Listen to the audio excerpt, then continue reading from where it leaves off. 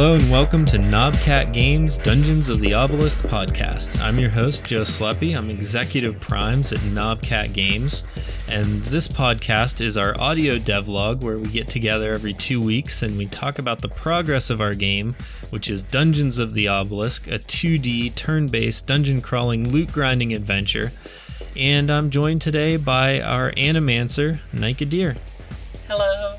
And it's just the two of us today. So we have a short list of things that we need to talk about, and then we'll see what we get into, I guess. Sounds good. So the first thing that we've been doing on every episode now is the server update. And I guess in case you haven't listened to a previous episode, the servers are the main thing that is holding us back right now. There's a lot of stuff to do for them. There's a lot of server-based things that we're still working on. And once we get those in place, then that's when we'll be able to open it up to testers on the Discord and get our coming soon page posted on Steam. So right now, as of yesterday, when we're recording this, TJ actually sent a message and said that he has made some headway in the servers, and now the player can actually connect to the server and stay connected for more than a couple seconds, which is really good. I think he said it was 3 minutes he was on, and then there's a timer that boots you off, so he just has to get into the code and edit that timer and make it so that it doesn't kick you off while you're playing. But it sounds like we're really making some progress now. Yeah, that's exciting, because I know we were talking a little before the show about just the server stuff and how that's been a lot of work, and so it can kind of look like it's just gonna be a big old long haul. But it's cool to see TJ's kind of getting some more of the back end stuff set up and it's making progress, so that's a good place to be. Yeah, I think the lesson that I learned from this is you kind of have this you have the front end, which is the gameplay and all that stuff, and then the back end, which is the servers and saving data and that kind of stuff. And you kind of always hear about a front end specialist, a back end specialist, and then some people are full stack where they do both. And when I was hiring people, man, I got hundreds of applications for the front end, and I got I don't know, 6 people when I tried to get the back end. And we got Josh, and he got us started and everything before he had to step back. And then TJ decided he would be able to take over and learn that learn it. But it's always talked about in a way that's they're separate, but they're not. We should have had a back end guy. I don't know why I always do that. A back end person from the start, and we should have had them working together, or I should have made TJ start doing back end stuff earlier, because I think that's the main lesson is that they're not separate things, and you really need to we should have started on the back end stuff earlier. And it kind of makes sense when you're this being one of our first games. You're going to want to design the player experience first and foremost, and that's your kind of front end gameplay stuff. But kind of goes to show how much of making that stuff work is handled by back end stuff that you kind of just don't see most of the time. Yeah, right now the game is basically done as a single player game, but the problem is it has to run on the server so that people can't cheat and spawn in items and that kind of stuff, that get it all running server side, so they can't hack into that code that's on their computer. And for a single player game, if people did that, it wouldn't matter, because there was no there's no leaderboards or anything in single player.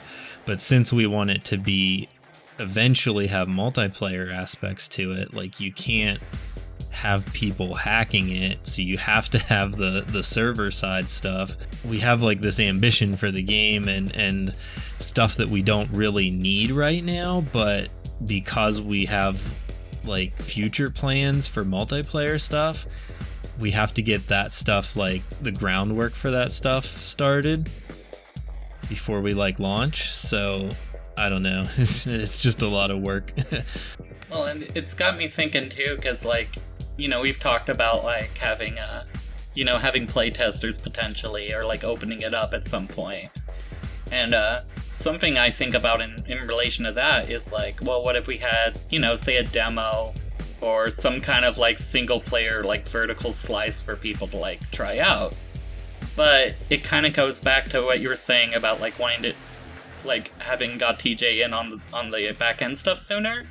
Is like when you start to think about like, well, how would I make a single player bite for someone to play? You realize how much of it's built on the assumption of all these other systems. Yeah. And kind of makes it like hard to actually, I don't know, like visualize as a single player experience, because it's just built with like other people in mind.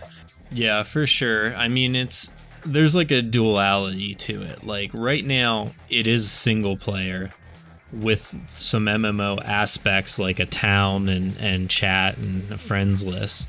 So you can't really do anything with other players in the game yet, but we do want that stuff eventually. So like having the groundwork laid for it is important. You know, I think it's the kind of game where you can play it single player and never add anybody to your friends list or chat with anyone ever, and it's still fun. And then if you do like doing that stuff, then it, you know, there's a whole nother like world that's going to open up to it as a multiplayer game. For sure. But I mean, kind of my design, the reason I designed it that way is because like I play Diablo single player. Like I haven't had friends that play Diablo in like years. You know, when I started, me and my friends would play it at night and stuff, but like when they quit and I just continued playing it, like I don't want to just meet up with random people like screaming at me in the chat or something, you know. I just like always play it single player. So like I wanted our game to be able to be played like that too, where you don't have to worry about other people. But then, you know, sometimes that multiplayer stuff is fun too, so yeah, for sure. I definitely feel that, because like even when I play MMOs, I'm usually kind of a loner in them, unless somebody like invited me to play, then I'll stick with them. But yeah, I tried playing what was it, League of Legends? That was like a big deal for a while. Oh god. And I like immediately like someone starts yelling at me like why aren't you on mid? Go mid. And I'm like, what? What does this mean? And like it didn't work out. League of Legends is like, I don't know, like you need to know what you're doing before you ever even start playing, which is like counterintuitive to playing a game. You know, like it's so miserable jumping in there with other people and them expecting you to know what to do. And then even if you know what to do, then they do something different and they expect you to do something different. Yeah. And then it's still like they're mad at you. So it's like craziness. No, I didn't stick with this very long. There was a Pokemon MOBA a while back, and I tried it, and the biggest relief to me was like, oh, this game doesn't have voice chat. It doesn't have chat at all. Thank you. Yeah, for sure. But no, that said, like, kind of what you were saying about, like, your experience with Diablo, like, you started that out, like, every night with, like, a group of buddies, and, like, I like when games allow for that kind of play, where you can, like, team up with people. Like, some of the best memories I have of games has been, like, playing with buddies of mine. But definitely, yeah. Our game, just so people know, is going to be asynchronous multiplayer. At least in the start, like it's gonna be single player to start. And then once we get updated and we add the next game mode that's gonna allow you to play with people from your friends list, it's gonna be asynchronous, which means you're grabbing people from your friends list and you're controlling them in the dungeon. So it's not like real-time multiplayer. But then eventually we'll probably add a game mode that has real-time multiplayer. But, you know, the difficulty of that steps up even more. So it's kind of, you know, it's like we've been saying, we're starting with the base model, and then we're going to keep adding to it and adding more and more fun things, and hopefully more people will keep playing it. I'm really excited to see like when more people get their hands on it for sure, but like I assume it's probably going to start out more solo and then just kind of open up as it goes. I feel like I've seen a couple of games that do kind of a similar asynchronous thing though, where you can like kind of summon your friends as like NPCs. It like borrows their build and their current like stats, but like it's just otherwise like a computer character, I guess, usually. Yeah, it's a really like popular thing like in mobile games and stuff too, having that like asynchronous gameplay. Yeah, I was gonna say I was playing a certain mobile game not long ago, and actually I was just playing some of BitQuest just to like check it out. And like I immediately got a few people like, hey, add me to your party, and then it was like I had like little NPCs on my dungeon run with me. It was interesting. All right, on. But yeah, this isn't just that game, but like a lot of mobile games is like they just throw so many menus at you as soon as you like boot in. I definitely appreciate that our game's a little more like calm about that. Like you're kind of just dropped in and allowed to like explore at your own pace in ours, and I find that a lot less intimidating, personally. Yeah, it's part of the problem. We've talked about this before on the podcast, I think, but it's part of the problem with the genre. Yeah. You know, these games get more and more fun as you get more and more into like your build and different menus and different things that you can do. But having them all available at the beginning is really tough.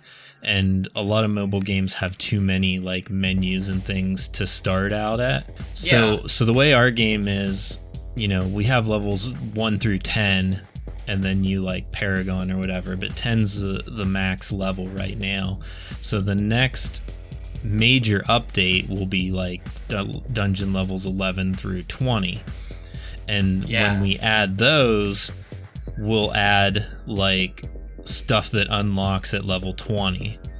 So that way you can get in and you can play from 1 to 20 without having to worry about like you know, whatever we're gonna add at the time. You know, there'll be some kind of system, like whether it's, you know, gems or, you know, transmuting or whatever it ends up being called or what it is. But, you know, having those things unlock every 10 levels, I think is going to make it a lot easier for people to like start playing and then realize the like kind of hidden depth that it has. I'm gonna borrow kind of a businessy word, but it sounds like it makes for a really good like onboarding period. Yeah. You know, where it's like you get people kind of acclimated to just the basic gist and the basic gameplay loop of the game before you're like, okay, you think that's cool? Here's all these other systems. Like, the scariest thing to me when it's just like, here's 90 systems and you have to learn them all at once. It's like, no thanks.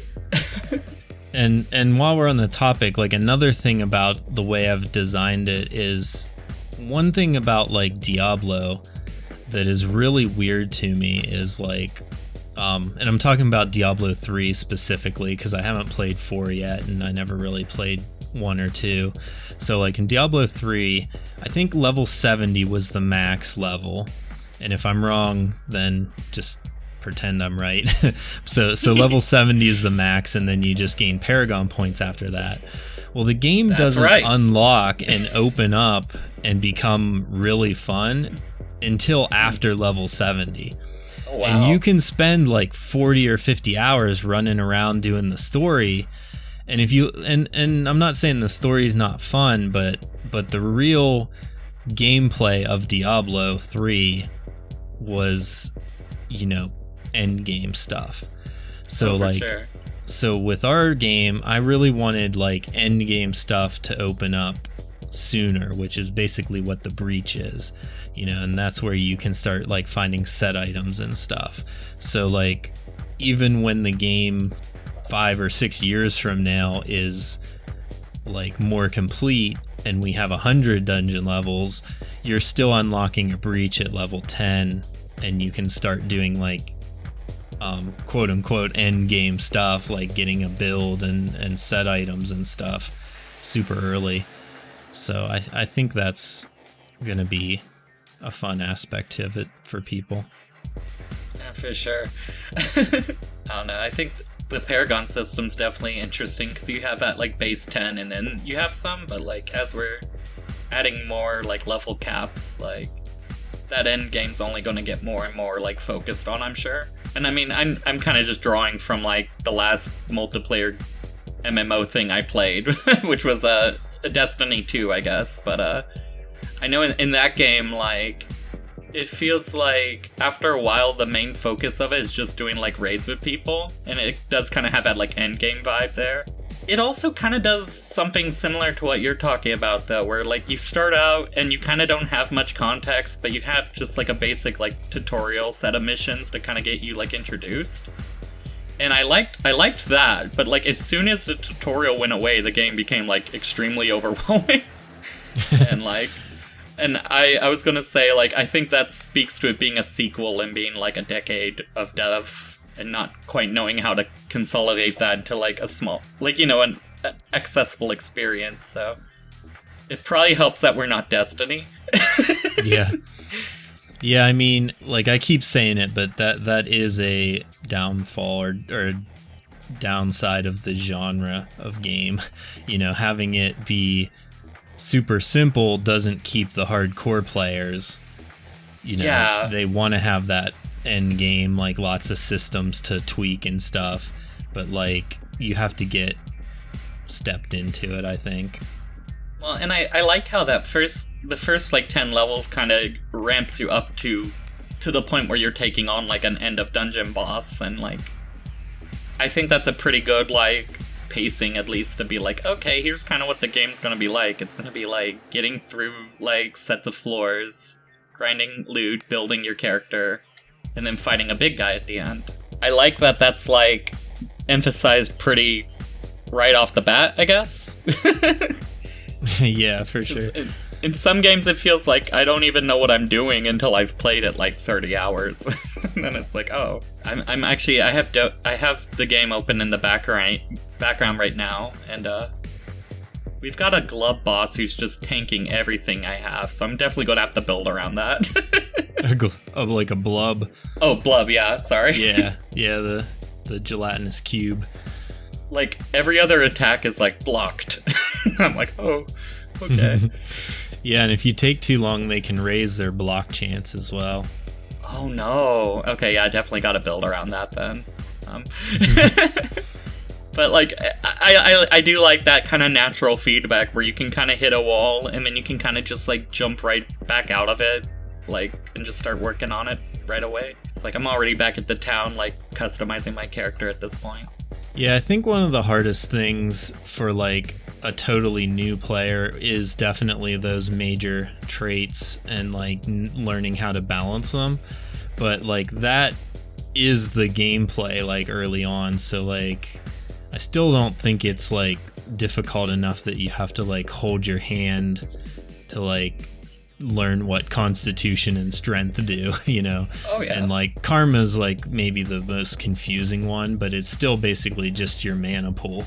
So like when you see you don't have mana, like, I don't know. Nah, yeah, like I feel like having just like a small like hand, like what is it, like 4 primary stats or whatever. Yeah, the like, four major traits.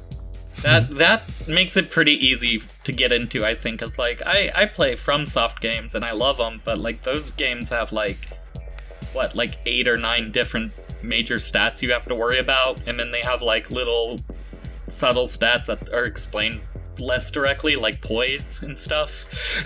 Oh, really? Poise? That's a specific one. There's this whole number that determines, like, if you get hit enough while blocking, does it knock you back and stagger you? Oh, wow. And, like, it's based on a calculation of that stat plus your, like, defense plus maybe your speed, I think. And, like, it, you know, it gets mathematical very quick, and I'm not very good at math. So I'm just like, big numbers better?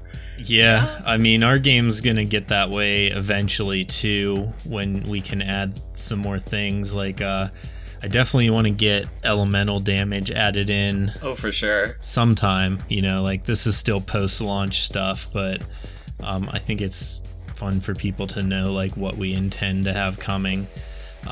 So there will be like elemental damage, which is determined by your karma, and then there will be like elemental defenses that you can get as minor traits and stuff. So, well, the elements are going to be electric, fire, ice, and necrotic. So, Nice. so then we also like open up some like crowd control kind of type moves, like stun. Like your electric will have stun or paralyze, and your ice will have freeze, and your fire will have burn, and your necrotic will have like poison. So there's some stuff that like will be in there eventually, but I still feel like it's all pretty like easy to understand stuff.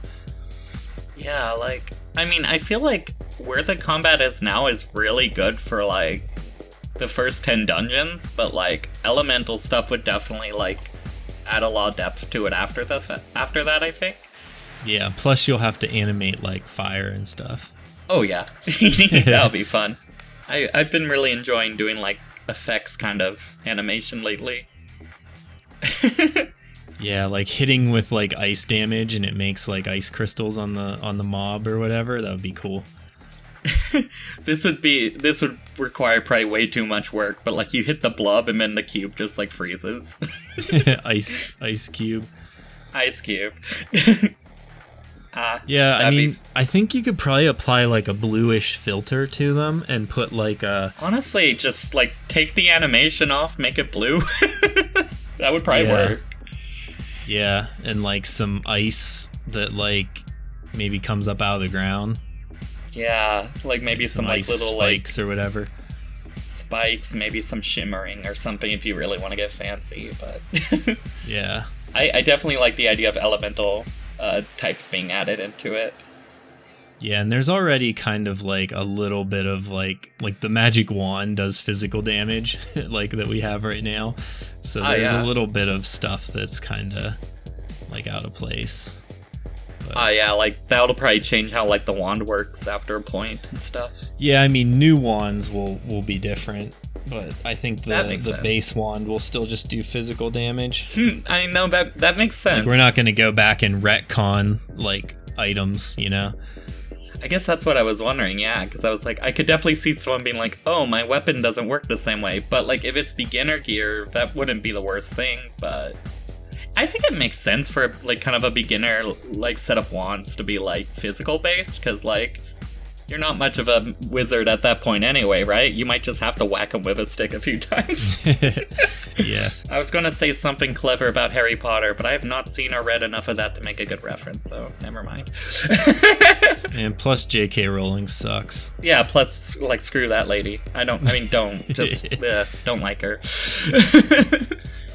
I feel like I kind of dodged a bullet on that one just a little bit. By not liking Harry Potter.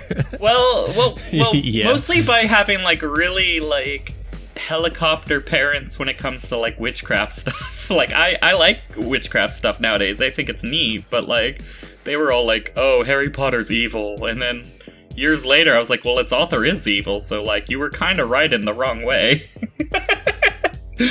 Like, they spared me a bunch of complicated feelings, because I would probably be right there with everyone else being like, but my author is mean, how do I like these books still? And Which is super ironic, because now your parents would probably agree with J.K. Rowling. Exactly. I mean, for real. They'd be like, I don't know what she was talking about with that wizards, but she's making a lot of sense these days. And I'd just be like, oh, God. But yeah, I didn't like the wizard stuff, but she's spot on with the transphobia. I mean, okay, but like legitimately, and I won't make this the trans issue podcast, but I remembered the first time my mom was like, oh, I listened to a podcast with a trans person on it, and it was really insightful, and I was like, oh, that's cool, who was it? And it was Caitlyn Jenner. Oh yeah. And she's like a major Republican, so it's just kind of like, oh, that's the trans person you listen to, okay. But it's what it is. Like to think that our game is pretty is pretty inoffensive in general. Is when it comes to like occult stuff, but I'm sure there's somebody who's gonna be like, oh, there's magic and like skeletons, like undead stuff. That's no good. Yeah, I mean, a few things on that topic, I guess. Like definitely there's some dark energies happening around the obelisk. So if people don't like, witchcraft and things like that, and references to like false gods or whatever, we've already established some of the weapons are named after like gods. Like Waywind's Grace she's the god. Waywind is the god of the forests and stuff. Oh yeah. I think it says that in the flavor text. So yeah, if you're worried about that kind of stuff, you can just avoid the game. I won't be hurt. And if you're offended by us having they them pronouns available for people, you can also screw off. Yeah.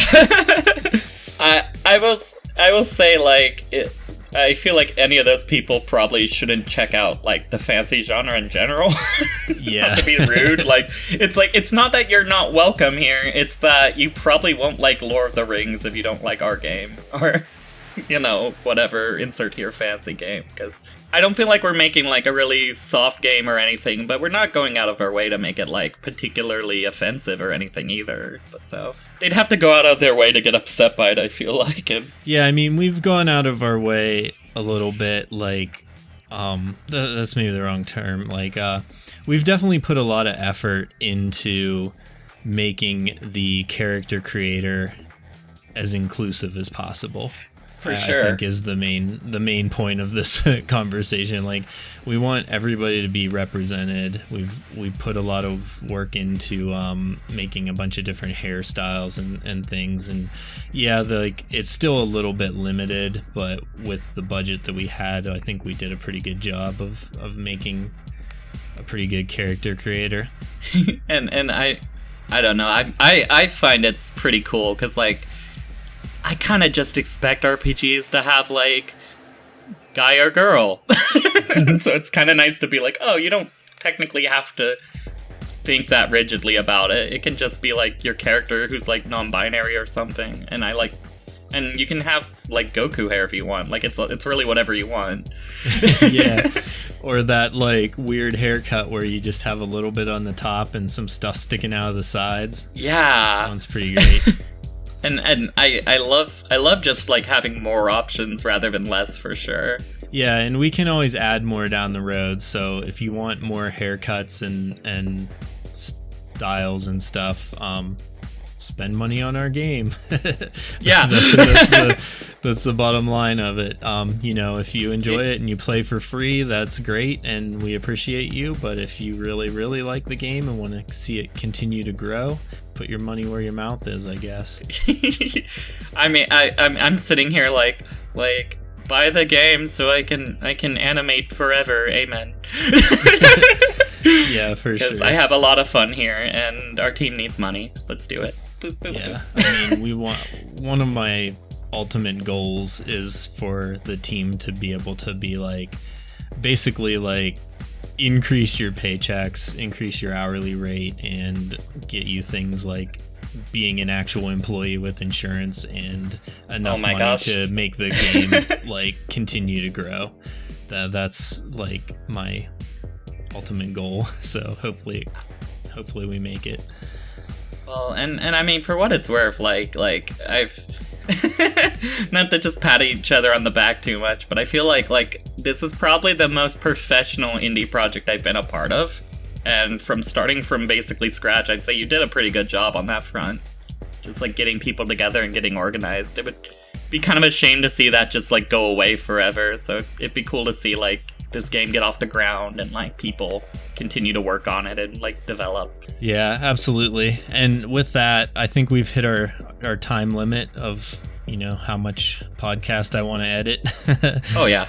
That's always the cutoff here at about a half an hour. So with that, listener, thank you so much for making it to the end of this podcast, and we really appreciate your interest in our game, and And if you stuck around this long and you're not in our Discord, you got to go to knobcat.com, find the link to the Discord, join us there, ask us any questions you have, and talk to us. And find us on Instagram and Twitter. Those are both at Dungeons Obelisk.